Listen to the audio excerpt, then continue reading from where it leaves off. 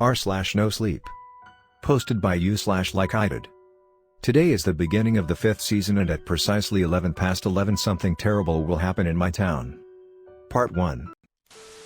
I still remember the haze of last year's day of 11.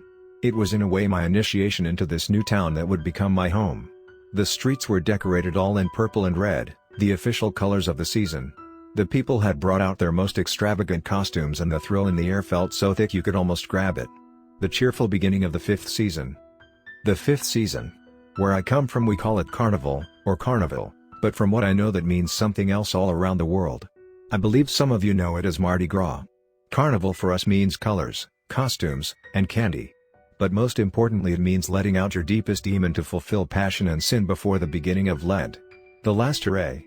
The real carnival week depends on the time of Easter and is usually somewhere around February or March, but today is a whole different special day.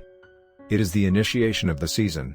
When the clock strikes 11 on the 11th day of the 11th month, we assemble to listen to the rules of the 5th season. We party for a day, turn the town upside down, and welcome the spirits that come to visit for carnival. All for one day. The following we go back to work. For some of us that could be a regular office job. I, for example, am a trainee at a psychologist's office. However, this year I was given another task on top of my regular work. A task that I would only fulfill in between the time of the 11th day and the week before Lent. The most important one someone can be given in a town that is as much in the carnival spirit as Feltwell. I was chosen to be what they call the prince of this year's season. Trust me though, it is nowhere as prestigious as it might sound. Prince is merely a name for the face of the year, I guess. There are also jesters, royal guards, dancers, and members of the marching bands. Most of which come together almost every weekend. Those are the ones with the most active carnival spirit, but all of Feltwell comes to celebrate. The others dress up, have a drink, and cheer on the parade before disappearing into the pubs. I would surely describe myself as a more passive person in general, but last year I was chosen to be the new prince. An assignment I could not decline, and I spent the months after researching everything I could with some help from the members that know this season much better than I do. From what I can tell, being prince mainly means I should be involved with the preparations of the celebrations, and join the infamous parade in February. Something we start getting ready for on the 11th of November when the season is initiated. Well, that would normally be the case. It's what happens every year and what has been done for hundreds of years. As the world progressed and everything with it, the traditions of carnival always continued. In some ways, they might be different now, but the core is still the same. We celebrate and sin and welcome each and every soul with open arms to join us. Even if I only came to Feltwell a rather short time ago, I quickly learned the hard way that this season means the most to the people of the town, and even more to the ones who come to visit it each year. To those visitors, it is the only time in which they feel at one with the people of Feltwell. The only time in which we are all the same, even if we are not dressed as ourselves. I assume I don't have to tell you why this year is different. This year there simply is no place for unity. At least not of the physical kind. We had so many meetings and assemblies to discuss this year's festivities. The mayor was in charge of the decisions, but he seemed to value my opinion a lot as well. After the experience they had with last year's prince, I guess they were quite happy to have someone fill in who had the best for the people in mind. And now what would the best for the people be? Of course, canceling the entire holiday for this year. The last assembly we had was 2 weeks ago. I was there in the big hall, as well as some of the older members of different carnival associations and the mayor. There is no way. Don't you remember what happened last year when the Monday parade was cancelled? It almost cost you your life, Aaron. Tony Longley stood up, his face was all red. He had been living in Feltwell all his life and had been a member of the marching band of the Old Gents for decades now. This was his entire existence. He never missed even one assembly. And he was right. The people in town did not appreciate last year one bit when Prince Alexander cancelled the parade and blamed it on me. A heated discussion arose. Arguments flew around and voices got louder and louder until the mayor got up and signaled everyone to be quiet. This year is different. You damn well know that. Going through with the festivities as we do will cost lives. The people, our people, will understand, he calmly but firmly spoke. The hall was silent for a second. But it's not just our people, is it? We need to open our doors or else. We still have months to go, I cut off the head of the dancers committee. Yes, the 11th is an important day, but if we stay home for this day, maybe we have a chance to plan a small parade for the carnival week in February with the proper regulations. For this November I'm sure we can find other alternatives. Bullocks! Tony shouted again. There are no alternatives for Feltwell. We either close our doors completely or we open them. Then it is clear. This year's 11th of the 11th will officially be cancelled.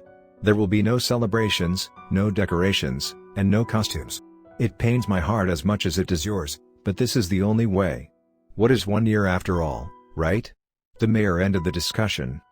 The news spread fast after the last assembly. The rules were strict.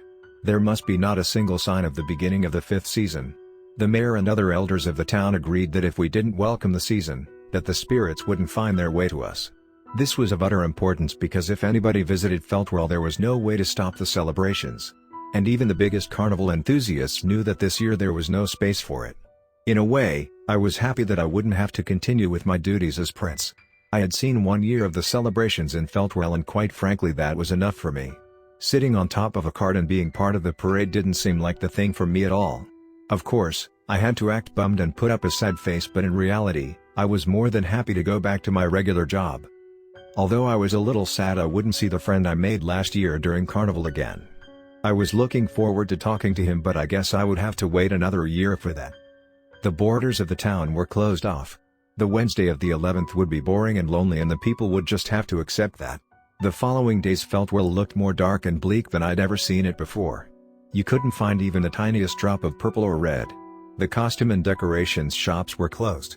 The bakeries didn't sell their carnival specials. Also that the people would understand and not by any chance get into the holiday spirit. It was painful. I noticed the staring on the street, the sad eyes, and occasional slurs. I noticed how unpopular I had become, together with the mayor, but sometimes caring has absolutely nothing to do with being popular. Dr. Longus, the psychologist I worked for, wasn't too happy either with the changes, but she seemed understanding enough, not like many of my friends. Luckily I didn't see many people anyway except for when I was counseling them. Feltwell was grey and numb, but a year skipped would not kill them. We were sure that they would understand. We had made matters crystal clear after all.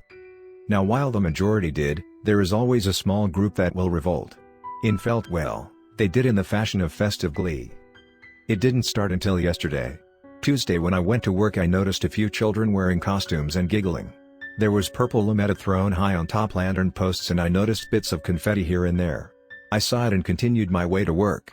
There wasn't much I could do except hope that the groups would stay small.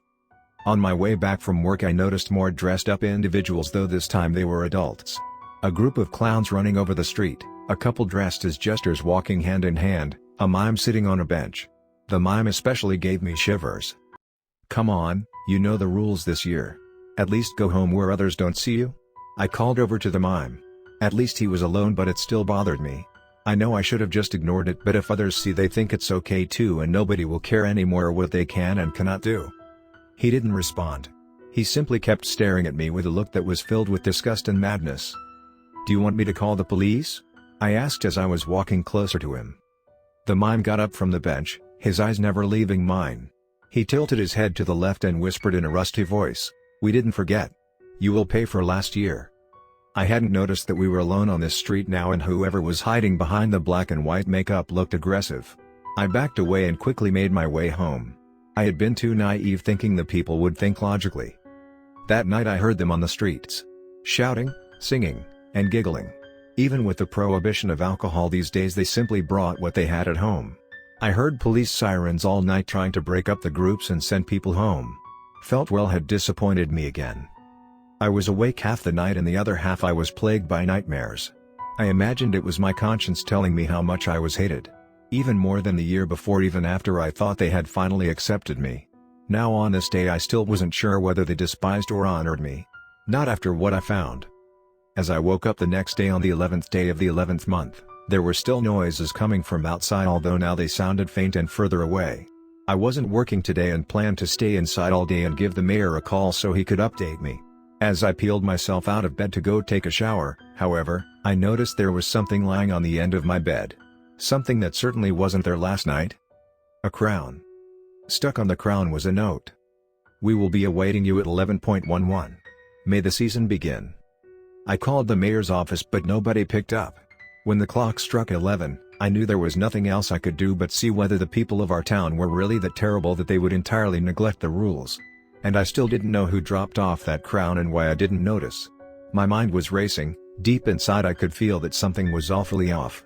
As I made my way to the marketplace where they would normally herald the season, I heard the voice of a man shout over the speakers. "And now all listen closely to the jester laws, for our regular town's laws will be put to rest until Ash Wednesday, when we forget all our sins and get ready for Lent."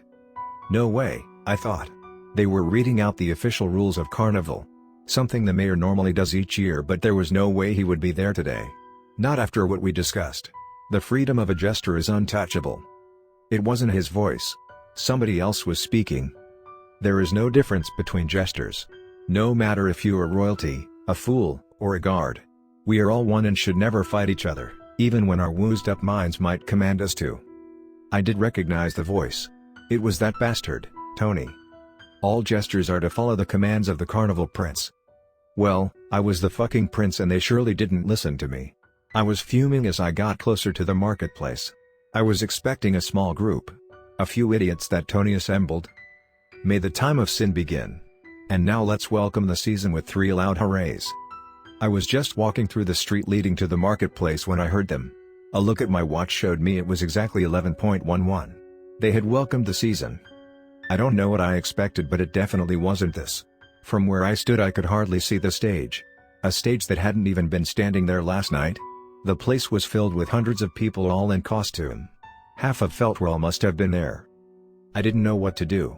I surely didn't want to go into that crowd, but simultaneously it angered me that they all ignored our rules like this. Nobody seemed to care.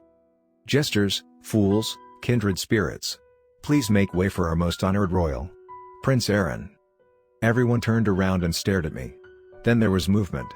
The masses split up to left and right and created a path for me to walk to the stage. I swallowed and walked right through them. I had to know what the hell was going on here. As I got closer to the stage, however, I stopped in my tracks.